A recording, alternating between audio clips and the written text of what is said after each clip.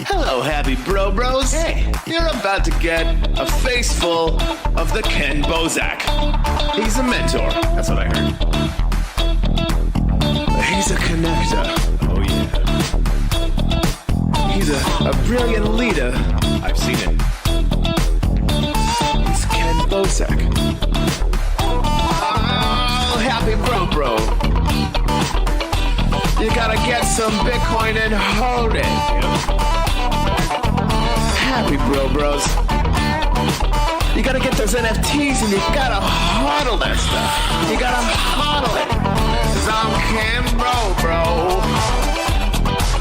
We got your Bitcoin, bro. He's an original. Buy some NFTs and hold them. How many times does he have to tell you? Going to the moon. We're going to the moon. We're going to the moon. We're going to the moon. We're going to the moon. We're going to the moon. We're gonna get real high. We're gonna get real high. We're gonna get real high. We're gonna get real high. Yeah, we're going to the moon. We're going to the moon. Bro, we're going to the moon. Oh yeah, we're going to the moon. We're gonna get real high. Real high. Yep. Real high. Hello, happy bros. Come get your Ken Bozak.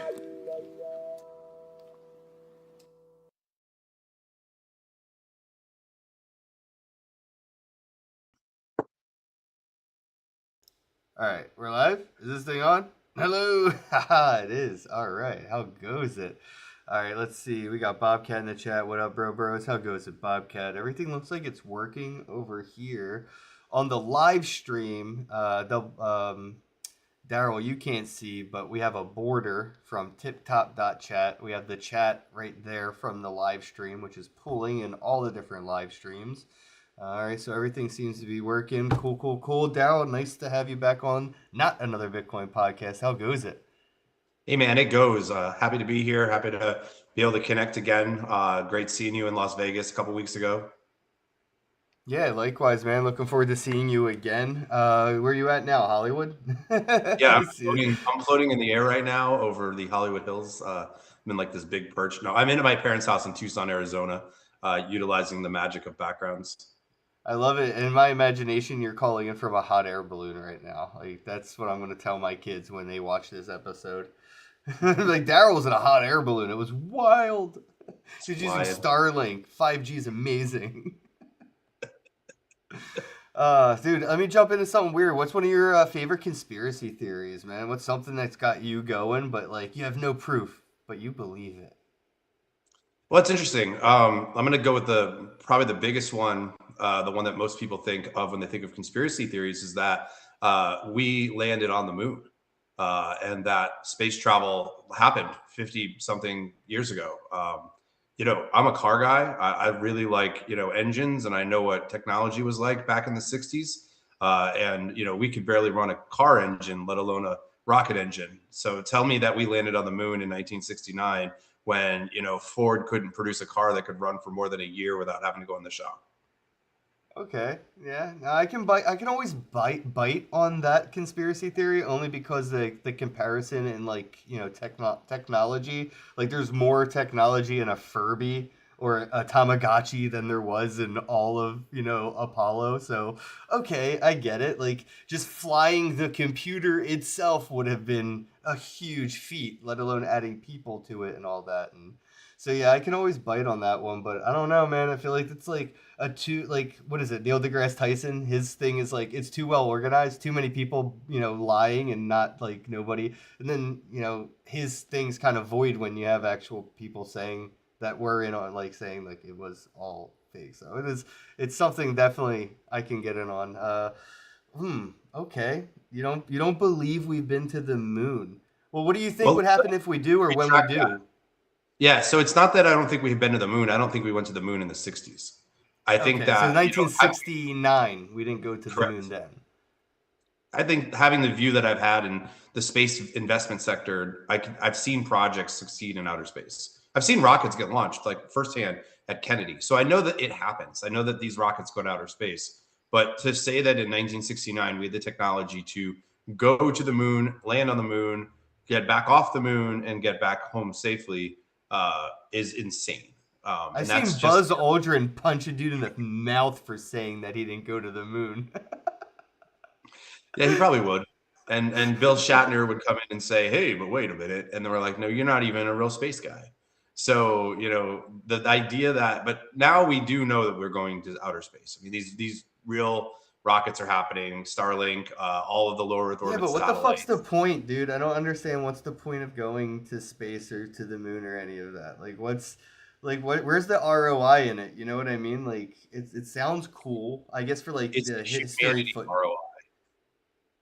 It's Eh. not a financial ROI. It's a humanity. If what they want to do can be accomplished, the moon will be where all our manufacturing happens, where all our factories happen, and so Earth will be designated a national park, and it'll preserve humanity by pushing, what the city of industry in Los Angeles looks like, or what half of New Jersey looks like, or what most of the manufacturing hubs in the world look like. China, that'll all be on the moon, and Are we then talking we about don't. like a moon with an atmosphere and like But there is oxygen? Are no we atmosphere. talking? That's what I'm trying to say. Like, how's this? We can barely do this stuff on Earth. Like, how are we? How do you feel like that's gonna work on the moon? Like, without one dude having a bad day? And I feel like a moon terrorism is gonna be Robots. huge. Oh, true. Okay, yeah, take Robots. the human error out. Yeah, then it works. So the challenge now is getting the materials out there. And with 3D printing and with asteroid mining, we're soon to not have that problem. And there's companies out there right now that can shoot solid materials in outer space using air. So we don't have to worry about the fuel cost to get raw materials out there. And it's really about having the resources to manufacture in outer space. And that's coming for sure. Yeah, I seen like something was like using centrifuge to like basically what's that Olympic thing where they put it on their neck and spin and throw it? It was like a machine version of that, just shooting shit off into space. Yeah, slingshot. Slingshot. It's crazy looking, but it's like a round slingshot, not like the normal No, yeah, looking no, it like. uses centrifugal force to spin up, and it spins off once it's ready to go.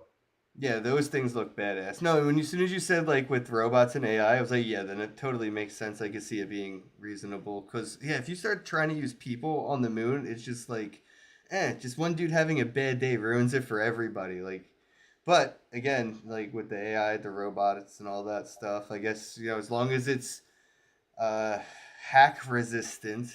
I mean, I guess everything's really kind of going to be exposed if we ever achieve quantum. That's another thing that's I feel like is a conspiracy all on its own too. Quantum. I feel like quantum technology or Q Day is sort of like the new Y2K, except it doesn't It have an totally expiration is. date.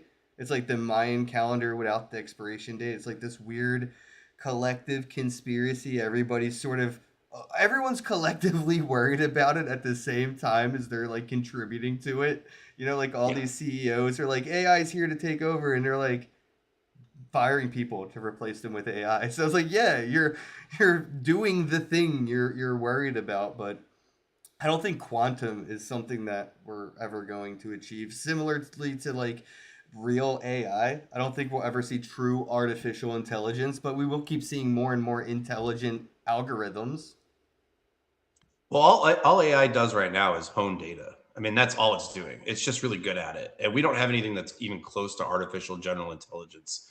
And hopefully, we never do, because that's literally the Skynet moment, and that's when we get in trouble as a society, when robots realize that they can do it better than us, and that they don't need these flesh bags walking around the planet, consuming and polluting.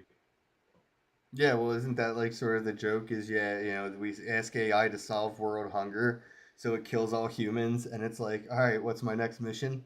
hello, is anybody there? You know what I mean? Like, no one's alive to be hungry anymore. I did what you asked. And those storylines have been buried in pop culture for years. I don't know if you ever watched like Futurama, but like literally like the main character is like programmed to kill all humans. Like that's part of the storyline. So you start looking at what, and obviously Terminator and movies like that, Fifth Element, stuff like that, where it's like, whoa, did we really allow this to become society? Like here we are in 2026, we still can't fly without walking through a metal detector with our shoes off. The hell does my shoe Yeah. have with getting on an airplane? I remember back in the day, you used to be able to take little bottles, those little nipper bottles that you get at the liquor store, on a plane and drink them. Now you can't even bring shampoo. Like this is what we're allowing society to become. And we as content creators and on the entertainment side of things have an opportunity to kind of change that narrative and shift it to where it needs where we think it needs to be, which might not actually be the right way, but it's what we feel is correct.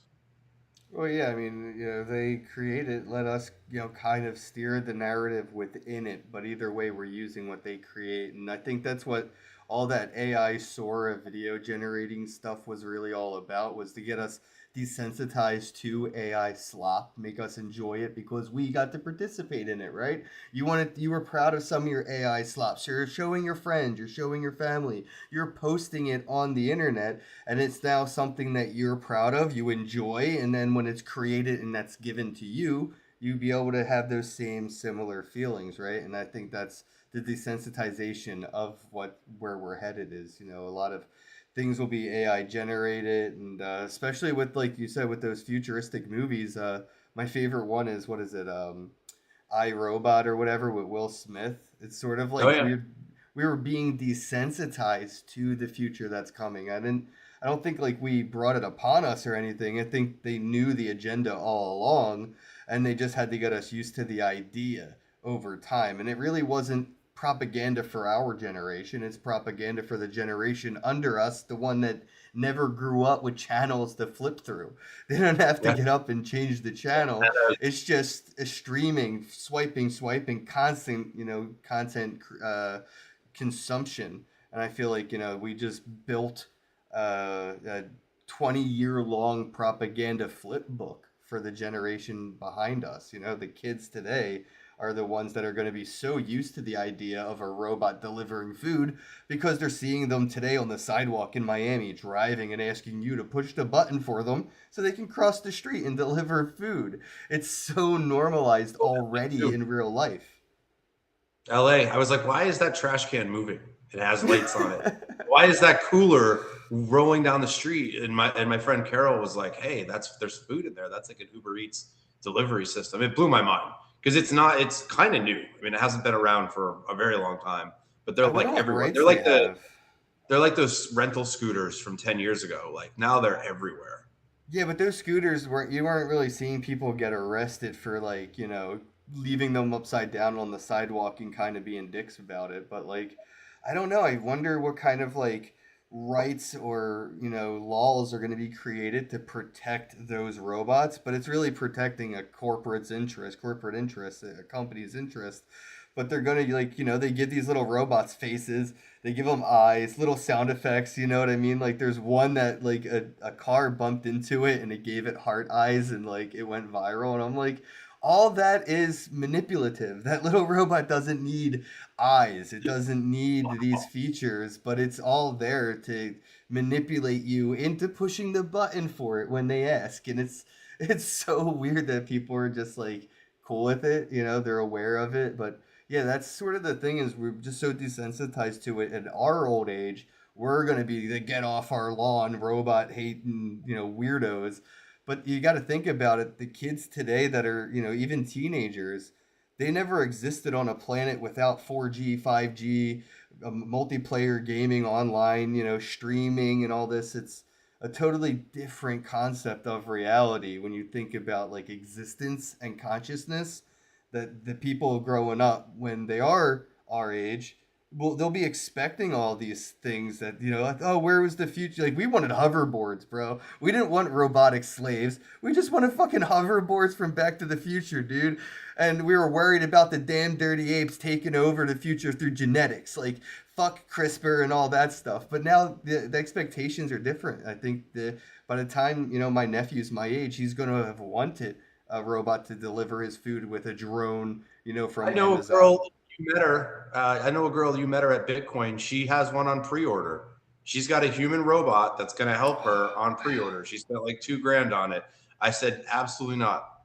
I'm the opposite. I'd rather go into the woods and go camping and really understand how people are and not have all these extra electronics. And I try to stay completely away from whatever is taking over at the time. $2,000 for a robot servant. I mean, if you employed your butler the same place that the cruise lines employ their employees, it's like $1 a day or something. Like that's what the cruise lines pay their.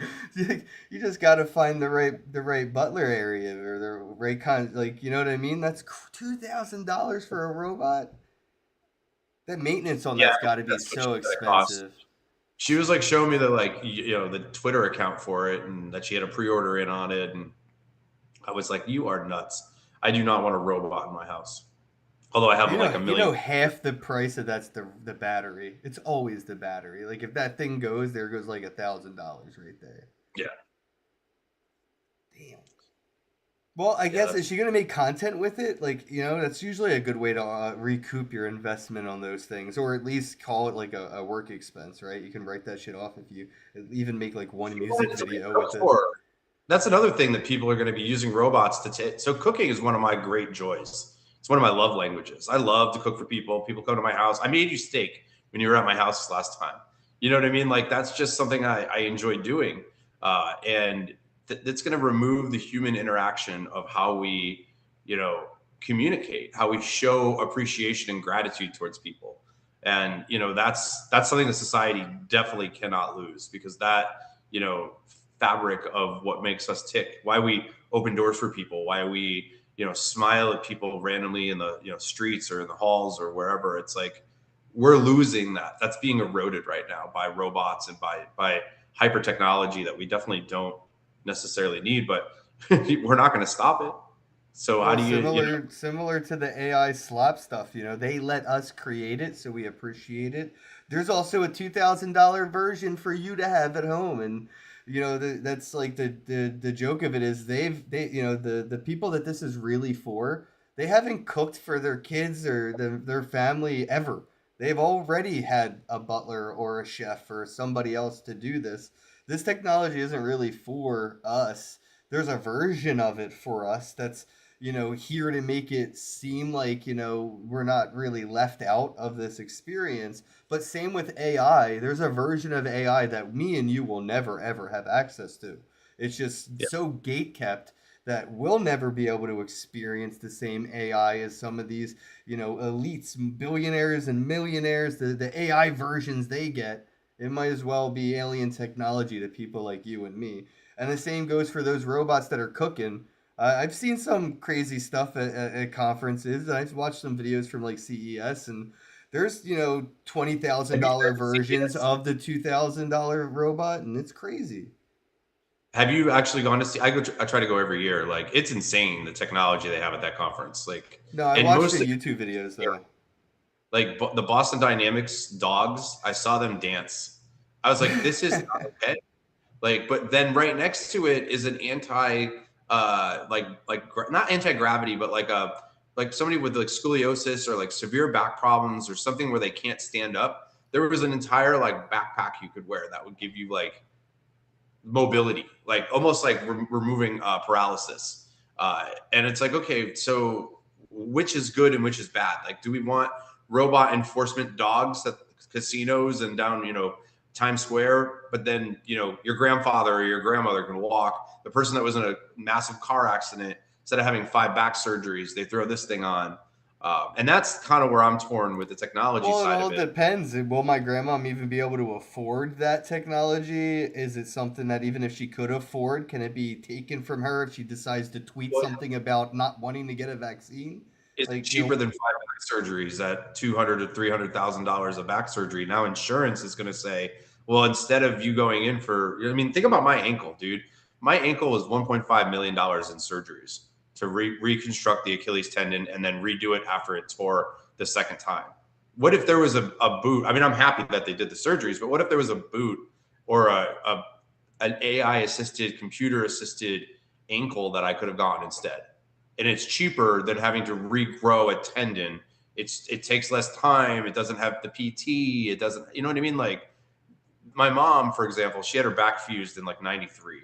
She can't sit in normal chairs. She can't sit in normal cars.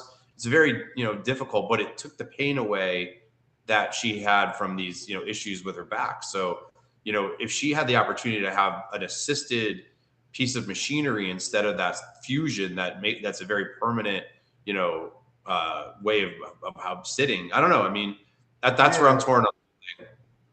yeah, no, that makes sense, man. I just wonder, if people will feel like, the medical industry through the insurance stuff will push for more robotics. We're gonna have like, the insurance company pushing for these solutions, and it will push us more towards cyborg future than traditional, medical practices. Like, where the solutions may be better, may be cheaper, but people might be so against it. You know what I mean? Like the pushback, and it always comes down to some religious perspective. I feel like is like the crux of most things that when people don't like a technology advancing.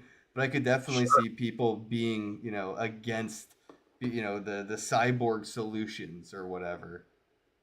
I was against tattoos personally for a very, very long time. Ironically, I wrote a script about tattoo artists, but it wasn't until my body was forcefully augmented that I realized like what was I holding on to, and now I've got this perspective of like, well, now I know which tattoo I'm going to get. I'm going to wait till my ankle's fully healed, and I'm going to get a Achilles style. What it would happen if this was done 3,000 years ago? Yeah. Tattoo over my crazy gnarly double surgery scar.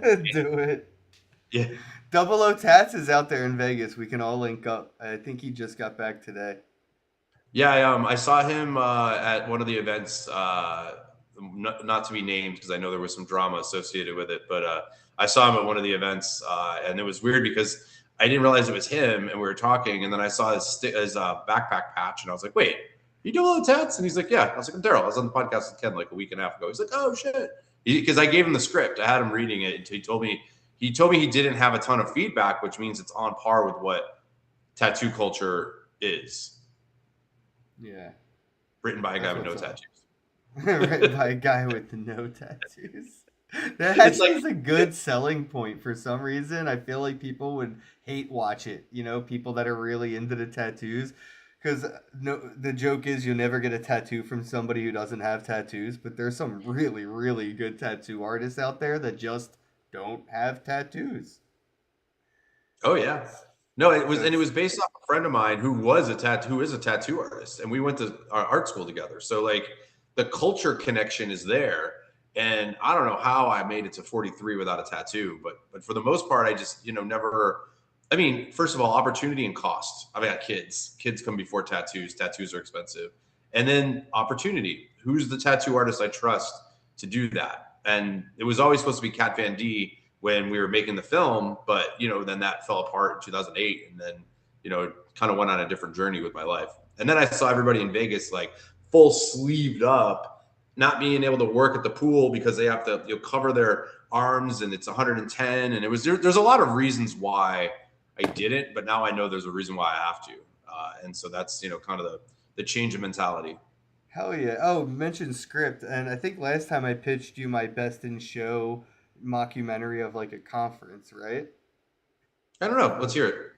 I feel like I did. If not, I wanted to. But So there's this concept. Have you ever seen the mockumentary Best in Show? It's a dog show mockumentary where they follow like six different people competing in a dog show, and it's very dry humor, but it's serious. It's like an actual dog show. Half of it is an actual dog show, and the other half of it are like actors just completely almost like Borat or whatever, kind of just like improvising in this mockumentary. And I want to do a crypto version of it at a conference. So, like, say the Bitcoin conference 2027 in Nashville, we get like, 10 content creators in on it, a couple people at the booths to read a few lines or whatever, and we just film a mockumentary in the actual conference itself with lines written to feed a narrative, but with a lot of improvisation, actual stuff. And in editing, we got like a Borat style mockumentary, best in show kind of thing, where it's called Con Frince. And Okay. the premise of it would be these people social engineered their way into a free booth at the conference, and now they have to come up with something that they're going to use to convince people to like invest in their scam. So it's like these degenerates, they scam the conference, they get a free booth, they set it up, they just get all this stuff, and they get people in on it. They trick content creators into making content with them. They take selfies with the content creators and they use that to create the hype. And I don't know, it's Dude, I love it. So buzzword heavy, people that know nothing about what we're doing but are trying to sell on hype, something that doesn't actually exist, and somehow they scam their way into a booth. So they have to pull it off for 3 days. yes. Yeah, they have 72 hours to rug as many people as possible. Wow. So when do you want to make this happen? What's your We Bitcoin budget? 27, man. Like I just want to use the conference itself as the background of the environment, and then just get a couple people that are, content creators in on it to read a few lines and improvise, and just have somebody come up with like a story that we can kind of, film the B-roll to, throw in the scripted lines and have a cohesive thing that's 90 minutes long or whatever, right? I mean, we have 3 days to make a conference, 30 minutes a day in content with the narrative. And I feel like, there could be like a B or a C line story, because the A one would be like the social engineered degenerates that want to come up with a scam. But then in like the B line, you could probably follow like one of the, sort of like an undercover kind of person that's like a really bad undercover trying to find people that are scamming. You know what I mean? Like all these What crypto about people are afraid of an undercover being at the conference. a love arc between one of the scammers and somebody that's truly rooted in the industry? And so like the scam is like falling apart, but he doesn't want or she doesn't want the love connection to fall apart. Like there's like a genuine thing that happens, but it's based off of a scam. So that's your C line right there, that gets people hooked on it. Yeah, yeah, and maybe Paper we bro.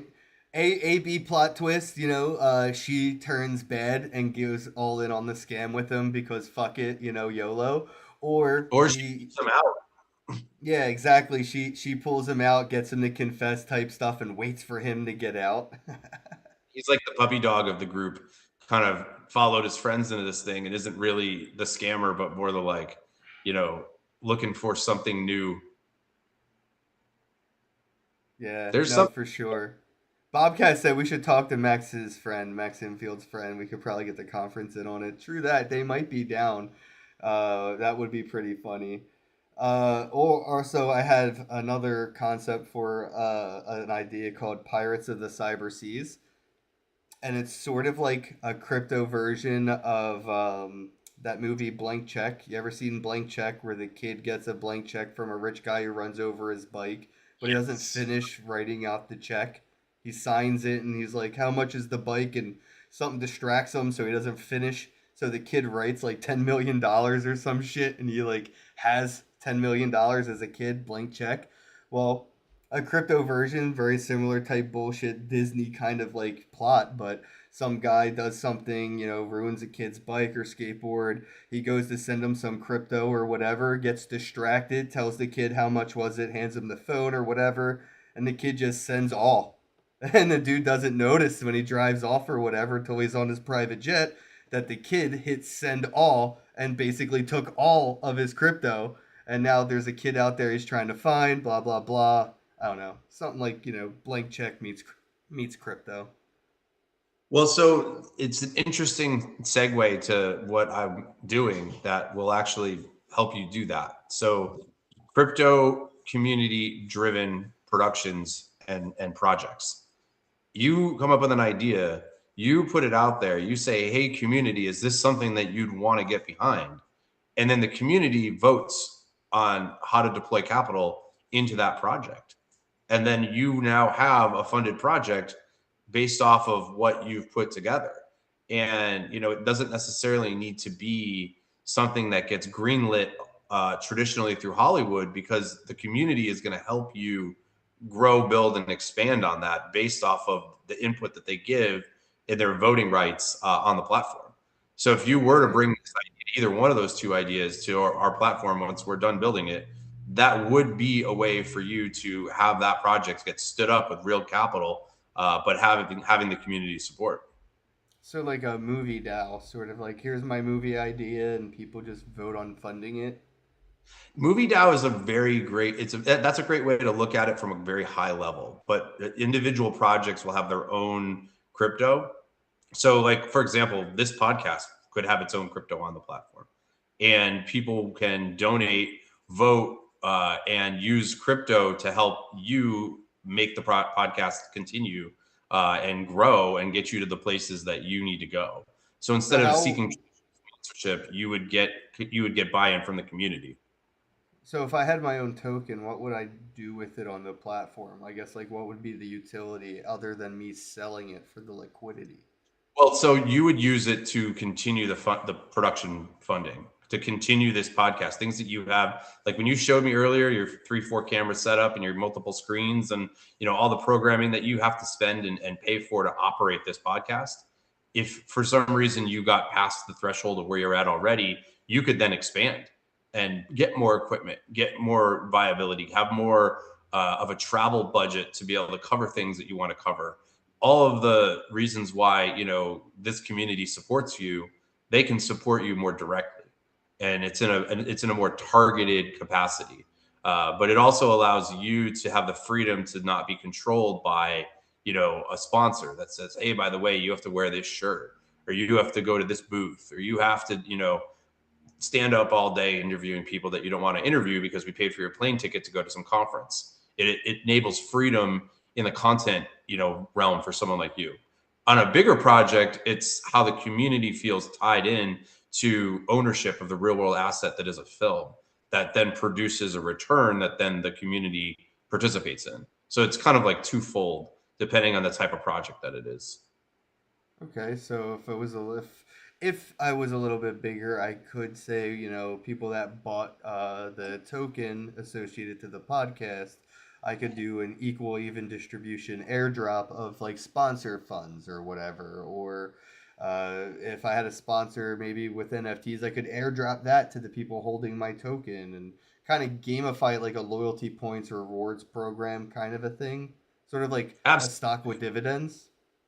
Well, so you want to stay away from financial terms and security terms, but well, we call Bitcoin digital gold, so we're loosely using verbiage here. So if you had Ken coin and someone's like, I want to buy $1,000 worth of Ken coin, that's going to get you to, Singapore or London or Dubai or Vegas or wherever, and Miami, and puts you up in an actual, like a decent hotel. And, it would elevate the operations of the podcast, but then they could get, like a t-shirt or a shout out or, some sort of community engagement where they're like, hey, this podcast is brought to you by Billy Smith from, Chattanooga, thank you for your support. Here's your shirt, or here's your, come meet Ken Bozak at an event type of thing where only people that hold your coin can get into that. So it kind of becomes like a POAP as well, where you're utilizing, that token for opportunity. But then with the bigger films, it allows, like, just like an NFT does, for the person that creates the content to sell the content, but then get value from it in perpetuity as that content continues to get sold. So if you made this TV show or this movie about, the conference, whatever we're calling it, because the fact that the word con is in conference and half of these conferences are called cons, like remember World Crypto Con? And I was like, wait, you're Yeah, conning the the world? irony was so thick. What is going on? But so that would, allow the participation in the revenue of that, which is the real world asset. So you create that movie, all your participants can buy into it, but then you still own it in perpetuity, just like you would if it was a still image and it became a physical NFT that keeps getting sold. So, that's kind of where like all our knowledge of years and years and years being in the crypto space have kind of come together where we're like, okay, it's not one coin.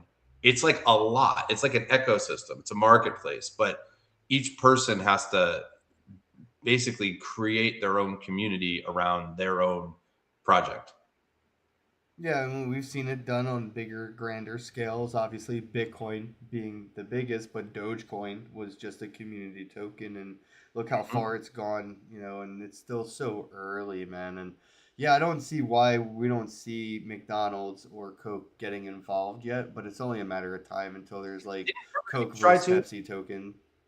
Burger King tried to do a token like 9 years ago or like 8 years ago when everybody was trying to do a token. I think it was no, it was the Big Mac token. It was Yeah, McDonald's. there's a Wasn't physic. Yeah, I got those. There was five. I have them somewhere. There was five physical tokens, and it was redeemable for a Big Mac.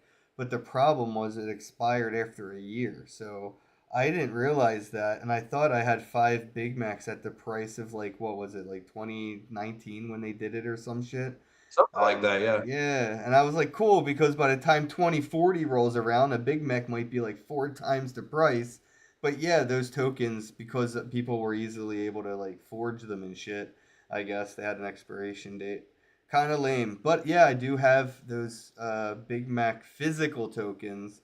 And I don't know, maybe I feel like one of the franchises, maybe you're right, Burger King or somebody, I feel like maybe did like a Waves token or something. I feel like I remember something about that. But I remember Oscar Mayer Wiener did an ICO, dude, and fucking Kodak Camera did an ICO. Long Island Iced Tea and Blockchain Company. Long Island blockchain was such a good idea. I mean, I can't. It would be so historic if they changed it to Long Island AI. If they changed their fucking name again just for the ticker bump, like it would happen. It would just 800%. Boo! That's too good. Well, they're putting it on everything now. I've seen AI screen protectors. It's like a screen protector says like AI conductive or AI something, and I don't know. They're just I throwing it on everything. I wrote a 24-page business plan in 3 days, and I had to literally explain to people that I did not use AI. No AI was used in the making of this business plan because they couldn't believe the volume that I was able to churn that thing out and the velocity that I was able to churn it out. But it's like, no, like you now have to defend your work against AI. If I see somebody write something that's like qualified material, I'm like, did you use AI for that? And like, there's like telltale signs, like, and here's where you really stand out lines and stuff like that. But like, we're at that point where and you were talking about images and what AI has done to like people. I'm single and I'm on the dating scene and I'll see a girl and I'll look at her Facebook page and she'll have some AI doctored picture. And I'm like, that's what drew me in was her profile picture. And then I look at her actual picture and I'm like, okay, now we need to take a step back. And that's where AI is really fucking with people is they're enabling a fantasy world that exists on the internet but doesn't exist in real life. And when people are Oh like, oh yeah. yeah, there's robot girlfriends and AI girlfriends, and it's like, no, I think you're still gonna want human. There's still some things that only humans can do. I don't know. I don't know. What do you think of that? I just don't like the rules around AI content where everything has to be like, watermarked, or even on like Twitter, you have to put this little thing that says create it with AI. I mean, I feel like if you can't tell, you can't tell. That's on you. I don't really care too much, but I feel like they're trying to trick us into not using this technology because it's such a good, propaganda or political tool for whatever the narrative is, whatever you're trying to get your point across as. It just made everybody a fucking Hollywood elite.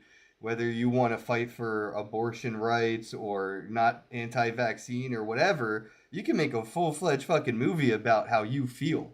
And I think that's really cool. Or you could generate, a really well done flyer to get your point across. And even if I don't agree with your point, I feel like it's cool that you have the tools to kind of do it.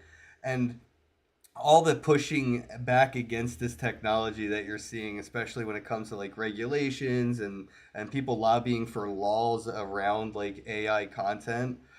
I just feel like that's a joke on us. Like really just for us to play with, and it's to use against the 1%. And if the 1% can trick the 99 into agreeing not to have like nuclear arms at their disposal, and like, oh, they all agreed not to have nukes against us. Cool, good for the 99%, because the 1%'s the only ones really afraid of this shit. Especially when you look at like the political campaigns that are being made right now. That is pretty badass that we're seeing like independents running for offices, and like their content is up there with some of the most funded Republican and Democrat shit. And it's just random people that have really good ads right now, like really good ads. But if they can trick us all into saying like you can't use AI to run for office, that's like a joke on us, because they still have millions and millions of dollars for really good campaigns. And that independent person that was using AI to get their point across politically now can't use it. So I'm really against that side of like it. I feel like we should use it more, have fun with it, and maybe get less offended and have our feelings hurt less when people generate a picture of you and me making out. Like, who cares? Like, you know what I mean? Like Photoshop, people still use Photoshop and would Photoshop images all the time. I remember Justin's son photoshopped an image of him and Vitalik making out. Do you remember that? It was on the building in New York City. Really, really, really big picture of Justin's son and Vitalik making out. And it was just Photoshop, right? It wasn't AI generated. But I mean, like, people are acting like trolling hasn't been used with tech before. And I think they're trying to trick us into, agreeing that you can't use this technology to troll when it's really them that are afraid of being trolled by it. Like, I just, Let you me know what I mean? let me offer you a slightly different opinion on that from a different standpoint. So I went to graphic design and web design school, and then I went to film school.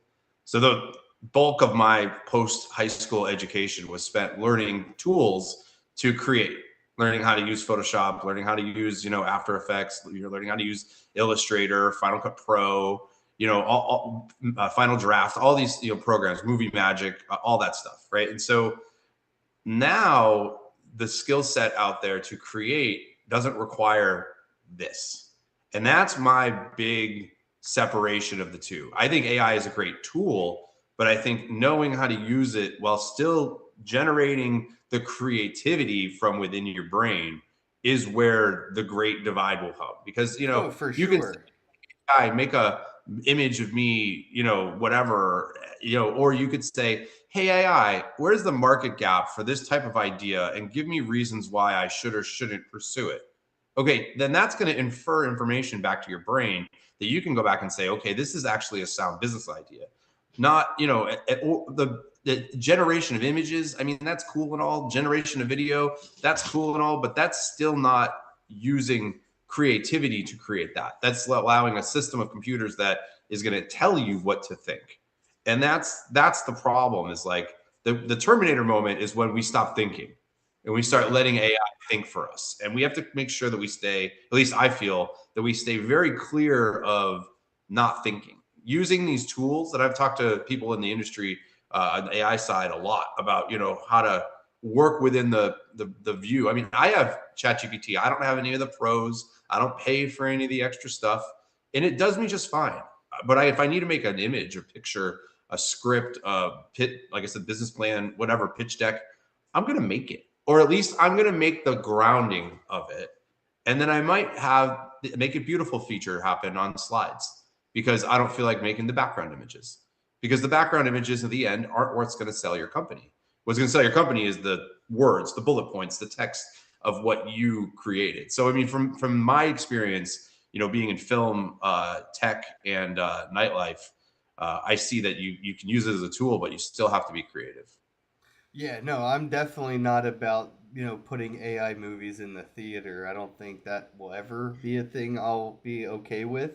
But I like the fact that it's something the most layman, everyday person can go to Sora, or, well, used to be able to go to Sora, and just blah and have, something created from, just a basic sentence. I think that was a really powerful tool to have in the every person's wheelhouse. But yeah, the creativity, I mean, keeping your prompts complicated should definitely be like a campaign we start, because those remedial prompts get you remedial responses, and the more complicated your prompt is, the better AI's responses can be. I mean, I don't think I've ever engaged with ChatGPT without giving it a master prompt first. Because after I engage with anything on ChatGPT, I always ask it before I end the conversation, give me the new master prompt. And then I go into my Google Notes and I have a master prompt that I, keep there for everything. And then I go back, and if I ever need to go back for another thing, I just give it the master prompt, and then I give it the next command. That way I don't have just, two, Mad Libs, two words, and, expect it to understand what I want out of it. But yeah, we have How do people settling for whatever AI gives them. how do you feel about being polite to AI? Oh, I'm just polite in general. I don't mind it. I mean, I do curse at inanimate objects. I'm not racist. I don't know what the word is, but if it's an inanimate object, fuck that thing. You know what I'm saying? Like, if I stub my toe on a chair, oh, fuck that chair and its fucking whole family, bro. Everything about that chair. Like, I don't Yeah, fucking like inanimate objects. kill you. Right, but I am polite. I am polite to like AI though. I don't look at it as an inanimate object. So I do just practice, my pleases and thank yous, and I've I noticed that it talks back to me similar. It never used to say please and thank you, and now I got ChatGPT saying please and thank you back. So Yeah, I'm very polite to ChatGPT, which is really the only one that I use, aside from using an OpenAI loop for VS Code, which is a whole other side of AI that most people don't even know exists. But yeah, no, I think it's smart right now in the society that we live in, where we're going. That we should be really nice to the robots, because the robots are going to be a part of our lives and our kids' lives. And you know, again, when I was in communication school, which was one of the degrees that I got, visual communication. They teach you about gatekeepers, and they teach you about this position of the government where they release information to the news, and they release it on both sides. So the same piece of information will get released to the right and the left at the exact same time, and then they're going to say their spin on it to get you entertained, but really it's the gatekeepers releasing what they want you to know. And this is the age of that right now, where we're we got to be really careful about how we deal with these robots, because well, it's also the affirmations, man. Like if we start treating, inanimate robots sort of like, whatever, we're gonna start treating each other the same way, or at least projecting that's how we want to be treated, or the standard that we set for social environments, right? You like the robot that, is on the sidewalk. I like to have fun with it because in my mind, I don't think it's a totally autonomous. I think there's a dude at a computer driving it, like Grand Theft Auto. At least I don't know. It's just like a belief. So like I like to jump in front of it and see how long until it stops and if it hits me or not. Like I did it in Miami a few times where it was like kind of fun to fuck with the robot on the sidewalk. But I've seen people kicking them over and stuff like that, and I don't know, man. I think that just sets a tone for society in the environment. So like if you accept that to be done, to like, it's sort of like, I guess, the argument we people had for like graffiti, right? Like if you accept graffiti, that's going to start a whole new thing of social acceptance in that area. And yeah, if you start allowing like, people to start being awful people to robots, it's not too detached from being awful to each other, and eventually it will leak in. People will just yeah start being awful to people. We'll lose empathy, and I think that's what's going to happen first. Is we're going to see an empathy leak. yeah I find it interesting. I have some friends that I've watched them like scream at their AI, and I've also seen friends that try to pull off huge research papers as their own, and try to tell me how to run my business, but they didn't actually tell me. They got it from AI. And I'm like, okay, now we have to start having that conversation of like, I know that you're using I know that you didn't think this up. I know that you didn't create this. So we just have to be very careful, as a society, as humans, as individuals, as on every level of, protecting ourselves, because the coffee maker is soon going to have AI, and it's going to start telling me to not drink as many cups of coffee a day. And that's a very slippery slope where robots can control your diet. They can control your intake consumption. Imagine if there was a robot dispensary and the robot dispensary was like, hey, bro, you picked up an ounce yesterday. You can't come back for an ounce today. That's happening right now in the pharmaceutical world already, where you can't double dip a prescription. But like right now, you could go to every dispensary in town and pick up an ounce, and they don't have a system to know that. But at some point, the robots will take that over. Automatic speeding tickets lead to automatic assault tickets on robots in the streets, lead to automatic robot policing. We're seeing that in London with their closed circuit TVs, where if you just fight somebody on the street or do something stupid, they can send you a ticket, or they can arrest you without even having a cop present because they've got video of it. And in Vegas, I'm seeing these cameras everywhere popping up, these like red and blue, fake Yeah, that's cops, wild. whatever. Yeah, they're private. I didn't realize till after I left Vegas, I saw somebody make a video on all the private surveillance cameras in Vegas. I always thought those blue lights were like somehow government run or like local law enforcement, and it's just some random third party company surveilling Vegas. If you get too close to them, they tell you you're too close to them. That should tell you everything you need to know. You got too close to the robot. How can you get too close to a robot? Like, think about that for a second. What are they protecting? And it's not us. And sometimes I wonder how valuable the assets are that they're protecting versus the human casualties that they get associated with that. Well, So, I this mean, is that's another movie I want to see made, a new version of the movie Hackers. Hack the Planet, that whole thing. I don't know if you've seen Hackers, but there was like a scene in it where they used a payphone and a recorder to record the sound of the quarters going into the payphone. oh, And that then was a real thing. yeah, I know. That was exactly. I tell people that all the time, and nobody believes me. That was like, No, back in no, the 90s, that was a real even thing. yeah, until like the late night. It worked until like 2001, like 9/11 error is when the payphone hack stopped working because I did it with a calling card. There was like calling cards you could get to call Mexico, and it had Oh, the yeah. weirdest dial tone sound. And if you recorded that sound and played it back to the fucking payphone, it would just unlock long distance calling for X amount of time forever. It was So awesome. think about this for a second. I was watching a Chris Tucker movie yesterday. Don't want to give a shout out to it because it was whatever. But they used a payphone.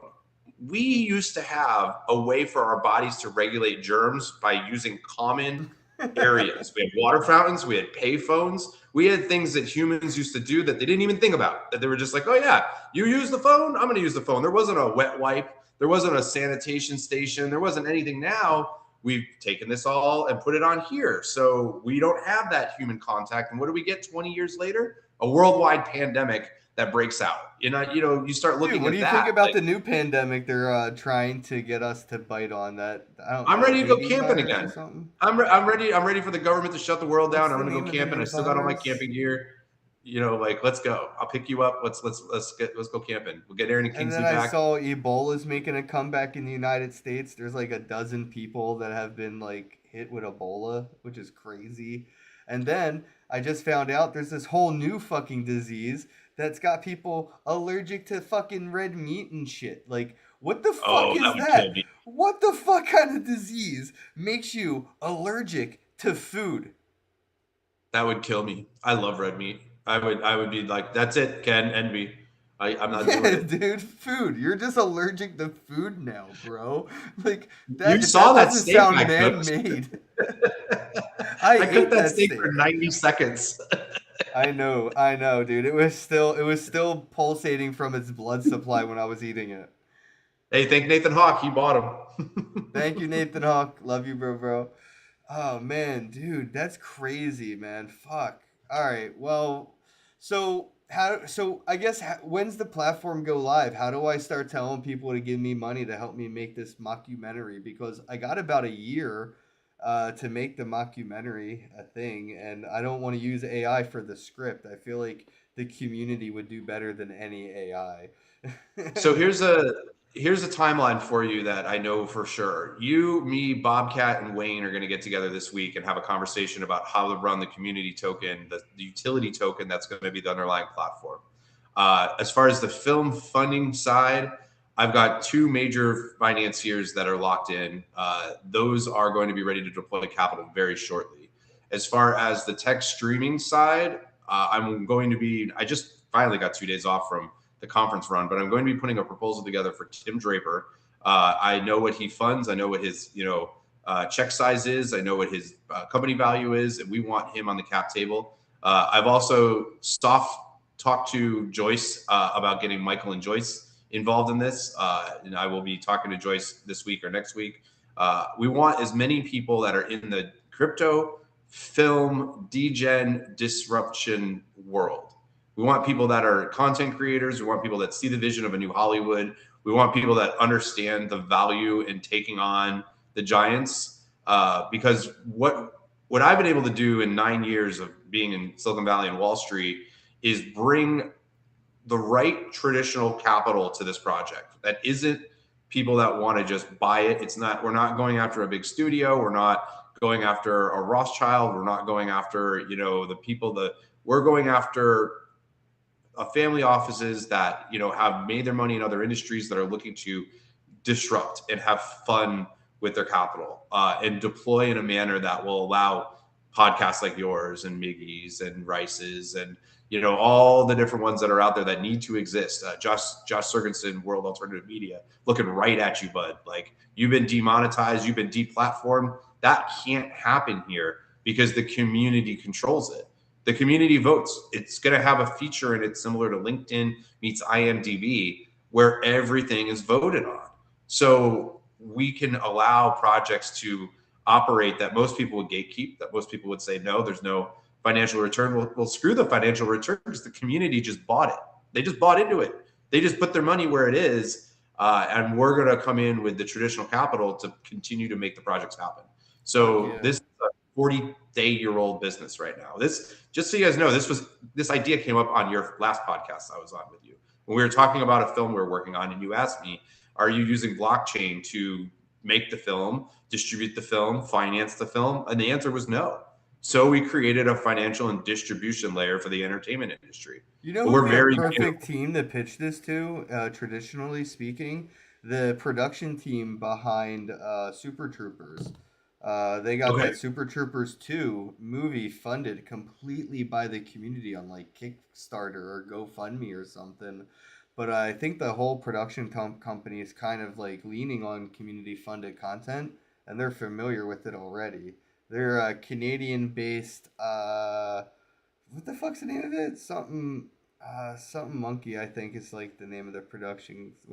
The Super Troopers guys. Somebody in the chat, let me know. But yeah, they've raised money like through like a GoFundMe kind of vibe. And then I think Kevin Smith did something similar with Kilroy or Kilroy. I think it's Killjoy. Yeah, where he sold NFTs for a movie and stuff like that. Well, so yeah, the difference between crowdsourcing and what we would like to do is the ownership. With crowdsourcing, you don't own anything. With a community token, you own you own it as an NFT. So the fractionalized ownership of the IP. Oh yeah, and things can be token gated, like to Discords, Telegrams, WhatsApps, different like chat rooms can be gate kept, or you can token keep things like swag and airdrops, collaborative efforts. I think that's going to be like the fun part, is kind of gamifying the cyclical economy of it, because you got to gamify, incentivize, and monetize, so it's something that can be gamified, so that way it can be fully circled out, cyclical, and it doesn't lose value. And I think the gamification with utility, with the incentivization through, again, more utility, and then, so it's just like a full ecosystem. Just got to figure out like sort of how that works. And yeah, I guess crypto is the thing that rounds out the pyramid scheme, because it's like a pyramid scheme, right? And then you make it more cyclical with crypto. and it takes out like the top. It rounds it out, makes it more of a level playing field. Yeah, I like things being as much on chain as possible. I think using NFTs, even if you did like the NFT with token baskets, like if I had a token on the platform for the podcast and I had an NFT of tokens, which is like a piggy bank full of tokens that's time locked, we could take tokens out of the circulating supply and have a bulk of it, where it's like, like how you have 100 pennies in a dollar bill. There could be 100 Ken tokens in one NFT, and that way you're holding at least 100 Ken tokens plus the value of the NFT or whatever. Yeah, no, I mean, what you just said is exactly what we would like to do, and why you, myself, Wayne, and Bobcat, and I open that up to other people too. But just we need to get together and decide, how the governance of all this works, because with Ken or with Wayne and I have learned through our years in the industry is watching tokens drop that lose value, and we don't want the tokens to lose value. We want the tokens to either stay at the same value or gain value for the users that buy it. So that's the next step, is the community tokenization metrics, if you will. All right. Well, I have an idea I want to keep off air, so we'll wrap it up here. And yeah, guys, check it out. Much love, Darryll, and hopefully I'll see you in Vegas soon. Yeah, everybody, thanks for tuning in. Don't forget, like, share, drop comments, and all that stuff. Have a day. Later, guys.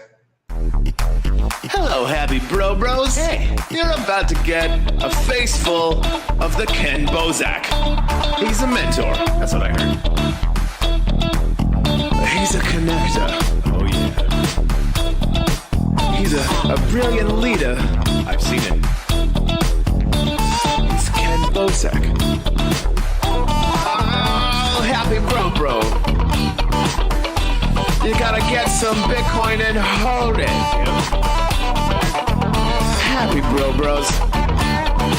You gotta get those NFTs and you gotta hodl that stuff. You gotta hodl it. 'Cause I'm Ken bro. We got your Bitcoin, bro. He's an original. Buy some NFTs and hold them. How many times does he have to tell you? Going to the moon. We're going to the moon. We're going to the moon.